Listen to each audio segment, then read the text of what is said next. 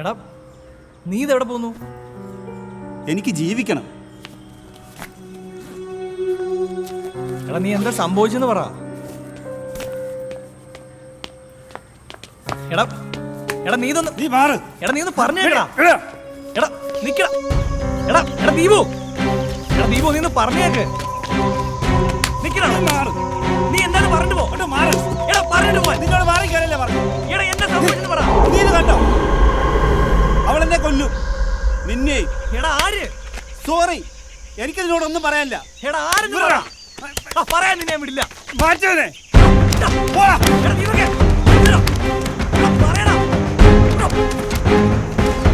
എടാ ദീപകേ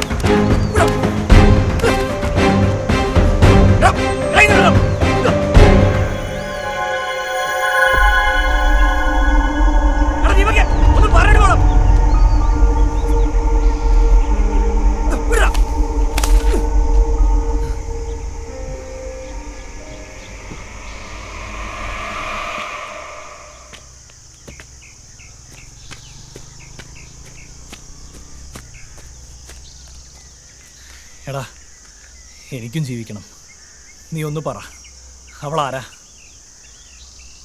നിരഞ്ജന ഒരു സാധാരണ പെണ്ണല്ല. വന്ദനയെ നീ കൊന്നു, അതവൾക്കറിയാം.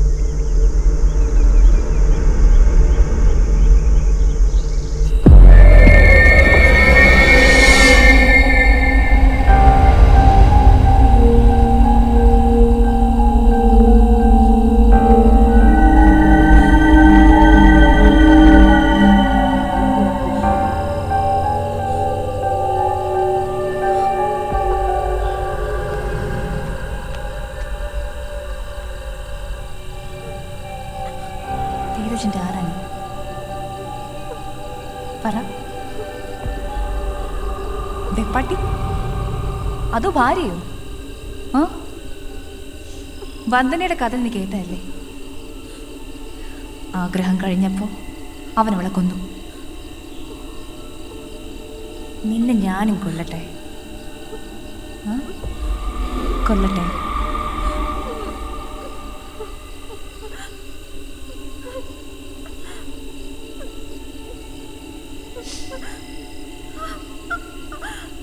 മരിക്കാൻ നിനക്ക് ഭയമുണ്ടോ? പ്ലീസ് എന്നെ കൊല്ലരുത്. എനിക്കൊരു മകളുണ്ട്. പ്ലീസ്. ഇനി ധീരജ് ഇവിടെ വരരുത്.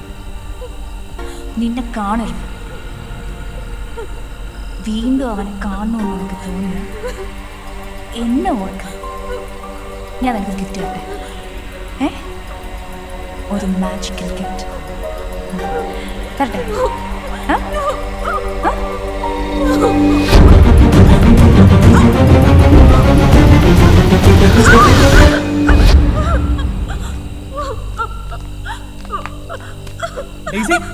എന്താ സംഭവിച്ചേ? നിന്റെ ഈ കുലത്തൊഴിലുണ്ടല്ലോ, അത് ഇന്ന് ഇവിടെ അവസാനിക്കും. നീ മനസ്സുകൊണ്ട് ആഗ്രഹിക്കും, പക്ഷെ നടക്കില്ല. നിന്റെ ഈ കണ്ണ്, നാവ്, ചെവി ഒന്നും കാണില്ല, കേൾക്കില്ല, പറയില്ല. Now close all this. നിന്റെ ഇന്നത്തെ ഗസ്റ്റ് ഇനി ഒരു പെണ്ണിനെ തേടി പോകില്ല. ഇതെന്റെ റിവഞ്ചാണ്. A magical revenge.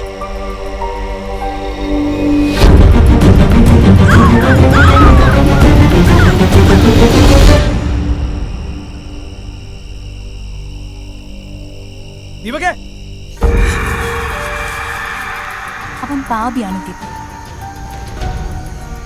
വന്ദനയുടെ കഥ അവൻ പറഞ്ഞിട്ടില്ലേ? അതൊരു മോഹമായിരുന്നു. മോഹിച്ചു, സ്വന്തമാക്കി, പിന്നെ കൊന്നു. അത് പാപമല്ലേ ദീപക്? അവൻ ആരെയും മോഹിക്കണം. ഒരു പെണ്ണിന്റെയും സുഖം അവൻ അറിയരുത്. So, this is a small warning. A magical warning. ഈ കഥ നീ അവനോട് പറയും. പറഞ്ഞാൽ നിനക്ക് ഞാനൊരു കുരുമാട് ഒരുക്കും. ഒരുക്കട്ടെ?